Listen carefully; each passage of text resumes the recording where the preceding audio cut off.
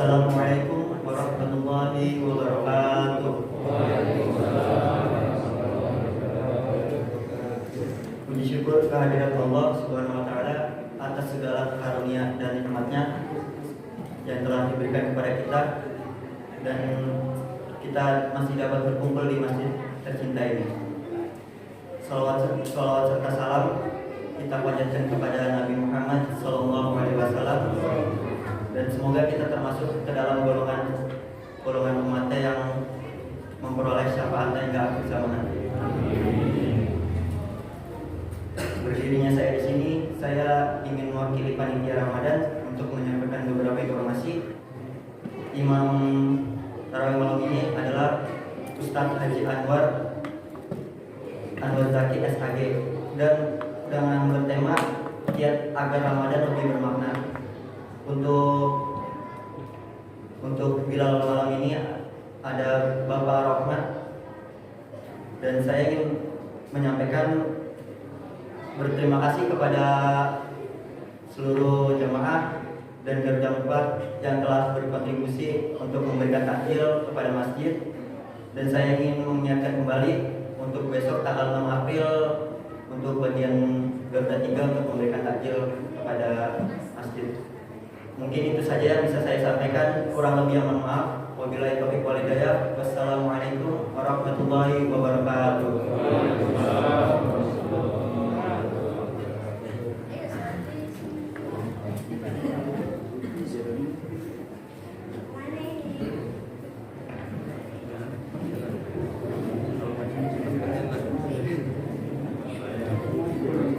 Bismillahirrahmanirrahim. Assalamualaikum warahmatullahi wabarakatuh. Waalaikumsalam warahmatullahi wabarakatuh. Alhamdulillahilladzi arsala rasulahu bil huda wa dinil haqqi liyudhhirahu 'ala dini kulli walau karihal kafirun. Ashhadu an la ilaha illallah wahdahu la syarika lah wa ashhadu anna Muhammadan abduhu wa rasuluh. Allahumma salli ala sayyidina Muhammadin wa ala alihi wa sahbihi ajma'in. Amma ba'du. Qala Allah ta'ala fi kitabihil karim wa huwa asdaqul qailin. A'udzu billahi minasyaitonir rajim. Bismillahirrahmanirrahim. وَلَنَبْلُوَنَّكُمْ بِشَيْءٍ مِنَ الْخَوْفِ وَالْجُوعِ وَنَقْصٍ مِنَ الْأَمْوَالِ وَالْأَنفُسِ وَالثَّمَرَاتِ وَبَشِّرِ الصَّابِرِينَ. وَقَالَ أيضا بسم الله الرحمن الرحيم يا أيها الذين آمنوا كتب عليكم الصيام كما كتب على الذين من قبلكم لعلكم تتقون. Waqala Nabi sallallahu alaihi wasallam man shoma ramadhana imanan wa ihtisaban ghufira lahu ma taqaddama min dhanbihi. Shadaqallahul azim wa shadaqa rasuluhu nabiyul habibul karim wa nahnu ala dhalika minasy syahidin wa syakirin walhamdulillahi rabbil alamin. Ma'asyiral muslimin wal muslimat, anak-anak jamaah salat Isya dan tarawih yang dirahmati Allah Subhanahu wa taala, rahmat dengan hidayahnya sehingga kita dapat melangkahkan kaki kita hingga tiba di masjid ini walau dalam suasana rintik hujan. Rahmat dengan turunnya hujan, jangan dikeluhkan. Kalau memang sudah niat mau ke masjid, niat itu menguatkan langkah. Kalau udah ada niat, biasanya cara ketemu untuk sampai kepada tujuan niat. Makanya salah satu rukun daripada niat adalah qasdul af'al atau qasdul fi'li, memaksudkan perbuatan-perbuatan itu sesuai dengan niatnya. Kalau orang udah niat mau sholat, maka gerakannya sesuai dengan sholat, af'alnya sholat. Jangan sampai belum selesai sholat udah bising. Ini cerah banget subuh, nanti selesai sholat kita goes yuk. Padahal lagi sholat, ini udah menyelisih niat. Jadi ghairu qasdil fi'li. Hadirin yang dirahmati Allah Subhanahu wa taala, tadi dikatakan agar bagaimana kiat Ramadan lebih bermakna. Ini kalau Ramadan kan masih sangat umum, kita ambil saja dalil dari Allah Subhanahu wa taala di surat Al-Baqarah 183 yang pada bulan ini sering sekali kita dengar. Bismillahirrahmanirrahim. Ya ayyuhalladzina amanu kutiba alaikumusiyam. Wahai orang-orang yang amanu, yang beriman. Seruan Allah beda dengan ya ayyuhan nasu ubudu rabbakumul ladzi khalaqakum. Kalau ya ayyuhalladzina amanu, ini seruan Allah lebih kepada aspek kualitatif, aspek yang tersimpan pada potensi orang yang beriman. Keimanan membuat dia yakin setiap geraknya ada yang melihat, ada yang mendengar, ada yang memperhatikan. Sehingga tidak ada orang yang beriman mampu meloloskan diri dari bohong. Tidak ada orang yang beriman yang punya yakin tidak ada tempat Allah abai dari mengawasinya. Makanya kalau orang beriman itu punya kemandirian, punya kemantapan, dimanapun dia ada sikapnya istiqomah sebagai orang yang bertuhan. Itu iman. Cuma saja ada level iman yang paling titik terendah, ada sedang, ada ke atas. Tetapi hakikatnya orang itu sudah dibekali iman pada saat 4 bulan ia dicipta, manakala mau dititip ke dalam wadah bayi di kandungan seorang ibu. Makanya kadang-kadang pembelajaran puasa juga terkait dengan bagaimana iman itu tumbuh. Orang yang kemarin petantang petenteng, gagah, semangat, punya tenaga, dengan puasa al-imsak anil akli wasyurbi wal asya al-mubtilat min tulu'il fajri ila ghurbi syamsi, menahan diri dari makan, enggak minum, serta hal yang membatalkan puasa. Dari kapan? Min tulu'il fajri ila ghurbi syamsi, dari terbit fajar hingga terbenam matahari. Jadi kalau seruan awalnya adalah puasa dikhususkan untuk orang yang mau bagaimana level kualitatifnya meningkat, potensi pertamanya pasti dia beriman. Kalau enggak iman, dia menolak puasa. Beda dengan seruan ya ayyuhan nas, wahai manusia, ubudu, sembahlah Allah yang menjadikan kamu, yang menciptakan kamu. Itu masih umum. Tapi kalau udah iman, itu ada amaliyahnya. Apa amaliyah? Pada seruan Al-Baqarah 183, kutiba alaikumusiyam, diwajibkan bagi kalian berpuasa. Maka ketika sinyal imannya kuat, dia sadar aku termasuk orang beriman, Allah memanggilku di bulan ini untuk khusus berpuasa. Orang yang punya niat menjalani puasa, penyertaan atau keikutan bahkan sebelum puasa itu tiba, udah banyak hal-hal baik. Apa?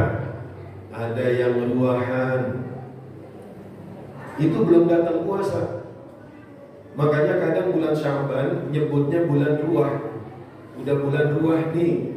Ini asal kata dari ruhun. Ruhun, ruhani, arwahun. Ruhun bentuk mufrad, ruhani mutsanna, bentuk jamaah hanya ruah. Orang nyebutnya mungkin tidak hanya di Betawi, udah bulan ruah. Maksudnya apa? Ayo mau dekat lagi di bulan puasa, kita doain arwah.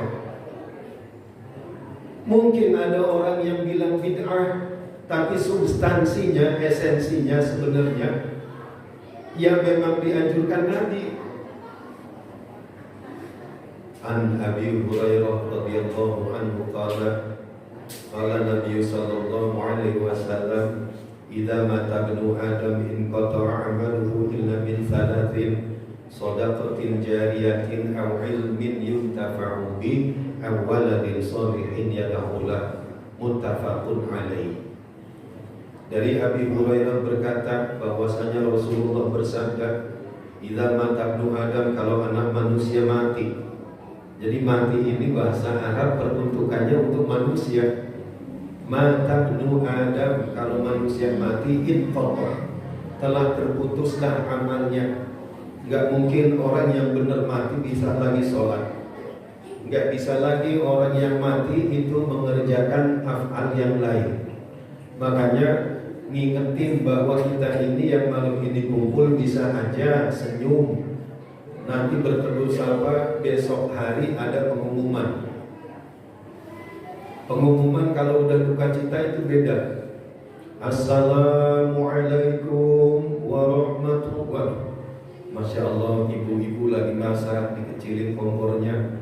Yang lagi nonton TV volume dikecilin, nggak kedengeran di dalam rumah keluar. Pertama yang membuat penasaran nama, yang kedua umur, yang ketiga tinggalnya di mana. Ini pembelajaran untuk kita malam ini, kita senyum, bertegur sapa. Tahu-tahu besok ada pengumuman duka cita. Namanya ada yang nggak kenal, nanya kepada Ustaz Nurdin, "Ustaz, itu pagi tadi ada berita duka cita." "Iya." "Siapa yang meninggal?" "Si A." "Saya belum kenal itu." "Masa sih nggak tahu? Semalam kan ikut tarawih." "Yang di mana?" "Yang duduknya di dalam." "Di posisinya di mana?" "Nyandar." Misal, lo yang pakai aku Ustaz, ya pakai peci putih. Kalau urusan ini mah, kalau sekarang saya paling depan, tapi kalau urusan mati saya paling belakangan, ikhlas. Ya. Jadi para bapak sekalian, udah putus dah amal, gak bisa lagi diperbuat. Urusan dunianya gak bisa lagi. Seminggu duka cita, besok hilang. Di momen tertentu teringat. Kalau dia buruk, orang paranoid. Kadang-kadang ada orang preman, ada orang tukang mabok, tukang mintain apa aja alasannya untuk uang rokok, meninggal. Maka orang banyak bersyukur dia meninggal.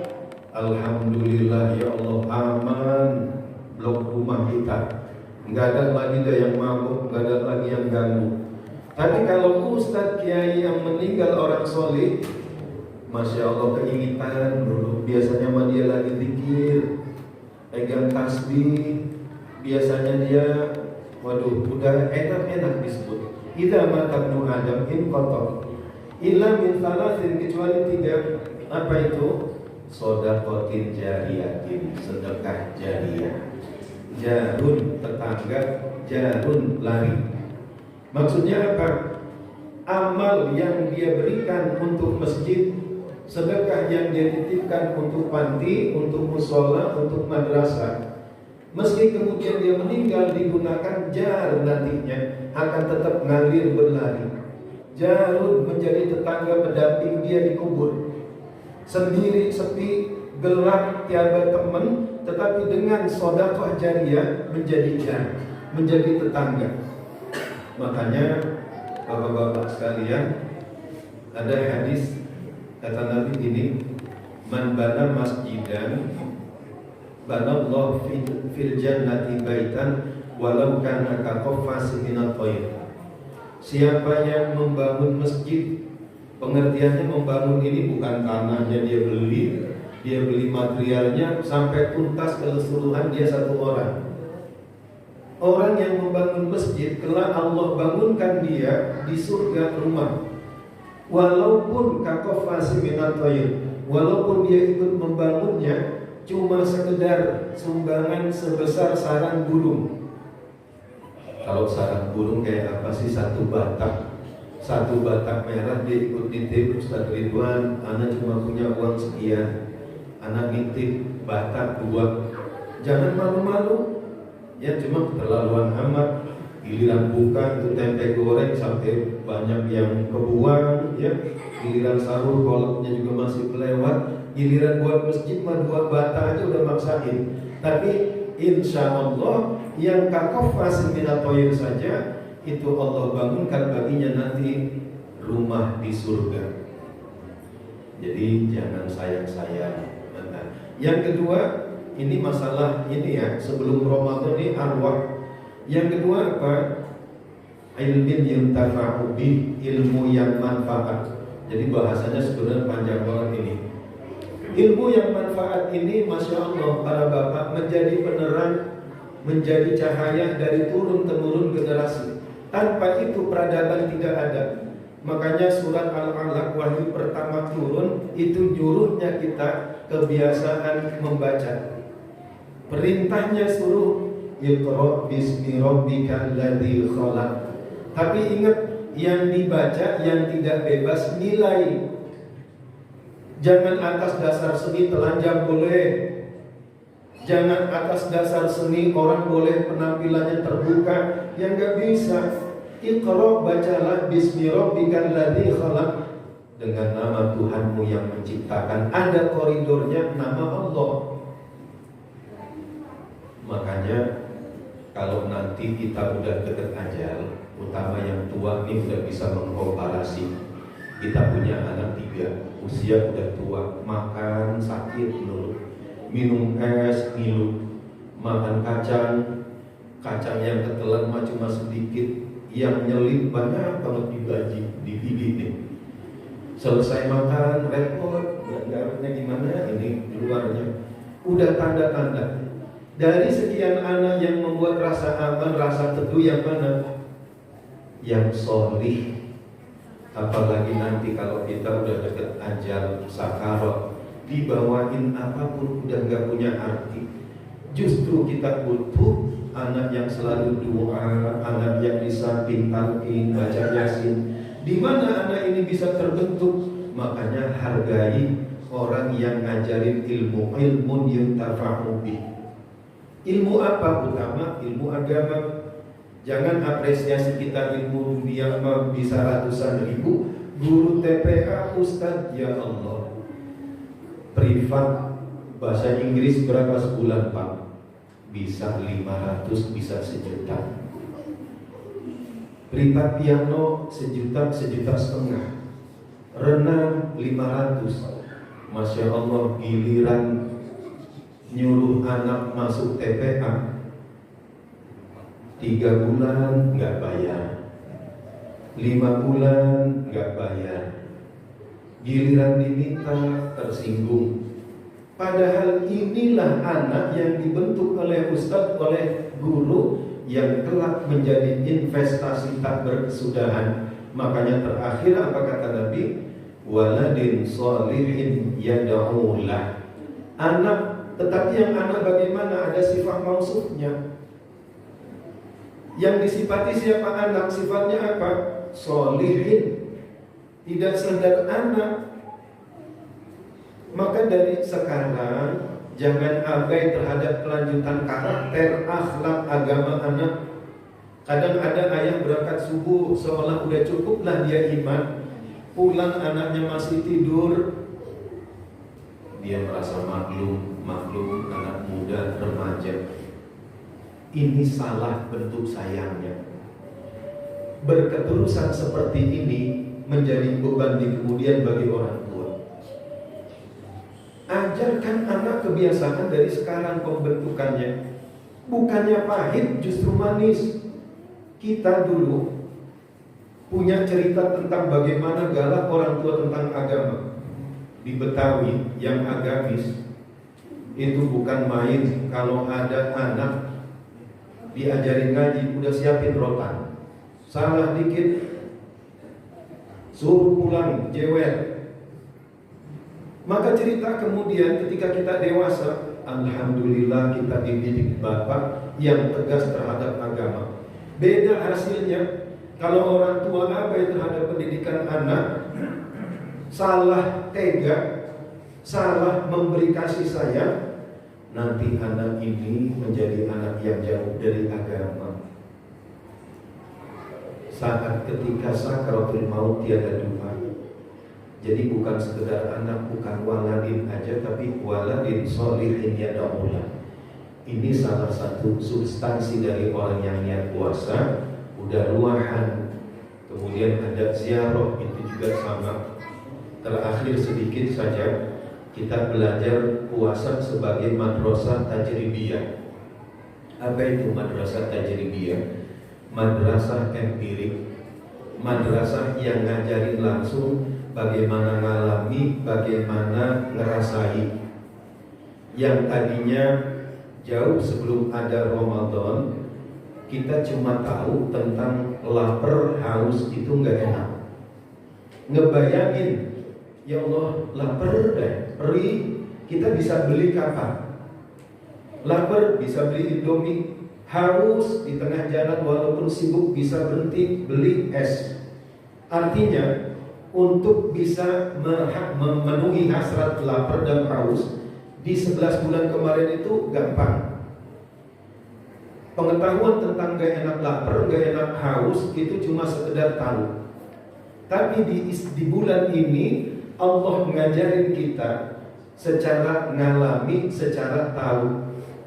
Yang kemarin tentang tahu lapar gak enak, haus gak enak, Allah ajarkan di bulan Ramadan ini madrasah empiriknya. Bagaimana tentang gak enak itu kamu alami. Imsak kita udah nahan diri, azan udah gak boleh lagi. Berangkat menuju pagi jam 8, jam 9 perut perih.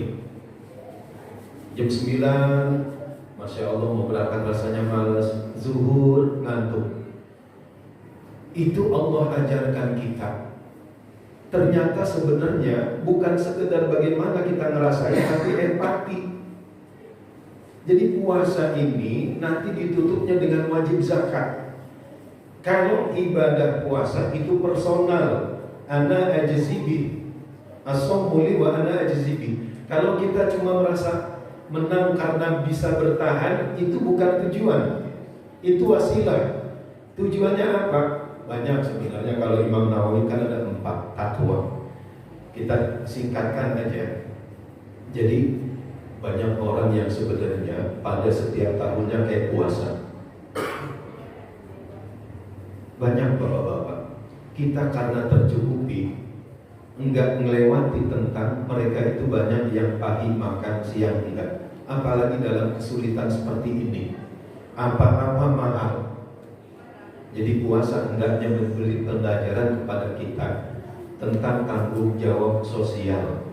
Kita enggak makan tapi maghrib pasti makan.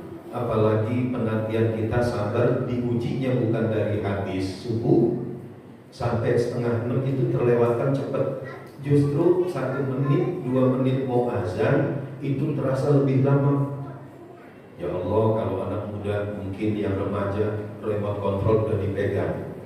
Mana TV yang azan duluan, RCTI mana, Indosiar mana.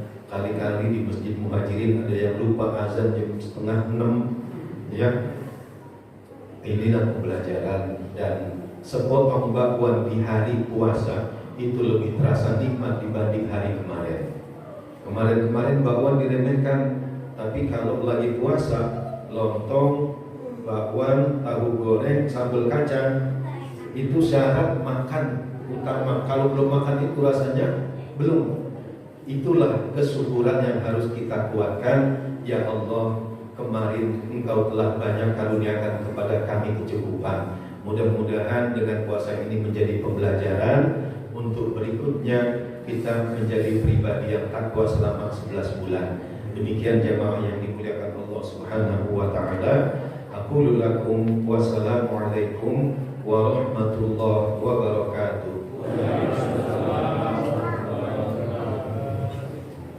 Sallu